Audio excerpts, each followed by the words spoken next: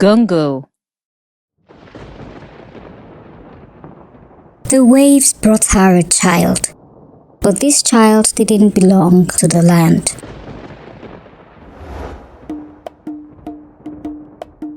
A long time ago, in a land far, far away, there lived a woman named Obiagili.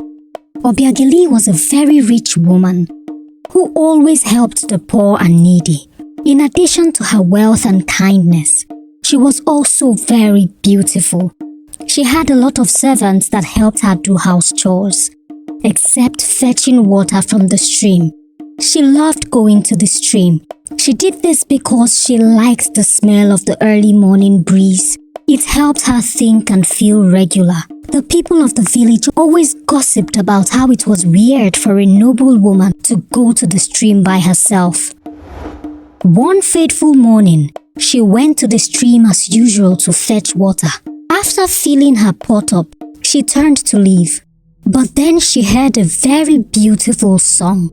She had no idea where the song was coming from, as there was no one else at the stream. She looked around the bushes, trying to see if she would see anyone, but couldn't find anyone. She became really worried. As she was about to leave, the water started rippling. Then a creature came out of the water. Obiagili screamed and started running away.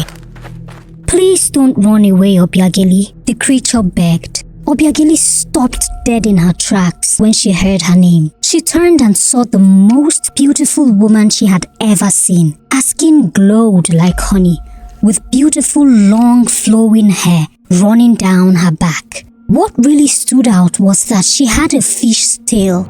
A real mermaid was right before her eyes. "How do you know my name?" Obiagili asked when she found her voice again. "My name is Nne, the queen of the water world. Please, I have a favor to ask of you," she said. "You've still not answered how you know my name," Obiagili said, crossing her arms. "I see things. I know things. I have powers," Nne said. Obiagili looked at her for a long time, wondering if this was really happening or if it was all a dream. Mermaids are creatures she had only heard about in stories told to her when she was a child. She didn't know what to make of the situation. She pinched herself to make sure she wasn't sleeping. She splashed water on her face to make sure this was not a figment of her imagination, to make sure she wasn't hallucinating. "What do you want from me?" Obiagili asked suspiciously. "Like I said, I am the queen of the water world, and there is trouble in the water world. You do not know this, but whatever happens directly affects the human world too." "How does it affect the human world? We don't even know you guys exist. You're supposed to be a story. I'm not even sure if this is real," Obiagili said.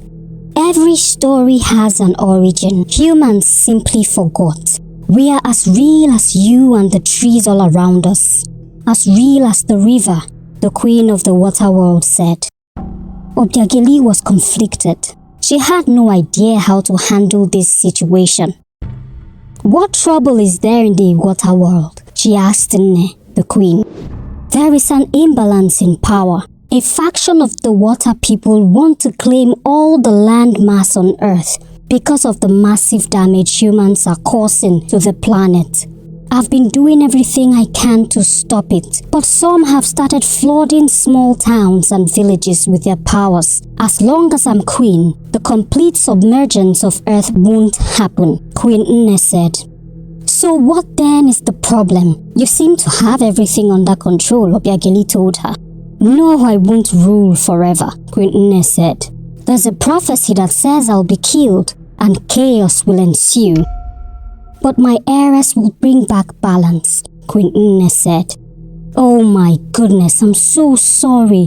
So what do you want me to do?" Obiagili asked.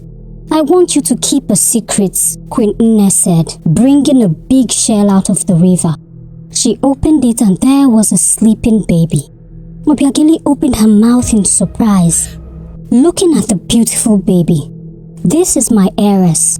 No one knows I had her. I've kept her a secret to give the world an advantage. Please, can you keep my secret?" Raise her as your own child, but when she's 25, she will have to save the world. Obiagili looked from mother to daughter, over and over again. What's her name? She asked. I haven't given her a name yet to prevent the name bond. I want you to bond with her as her parent, Queen Nne said. She's as beautiful as you are, like the moon and stars. I'll name her Omalicha, Obiagili said, carrying the baby. Thank you so much, Obiagili. As long as she has the enchanted bead, she will remain in her human form, Queen Nne said. Why though? Why me? Why did you choose me? Obiagili asked. The goodness in your heart shines brighter than the sun, Queen Nne replied, with a slight smile on her face. I have to go now, Obiagili. I've been away too long. Please take care. Thank you so much. The queen of the water world dove into the river and swam away after one final look at her baby. Obiagili walked back home without a water pot, but with a bundle of hope nestled between her arms.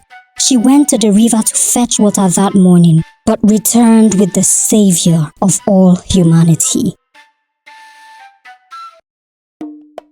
Next, episode 2. Stay tuned. Bye!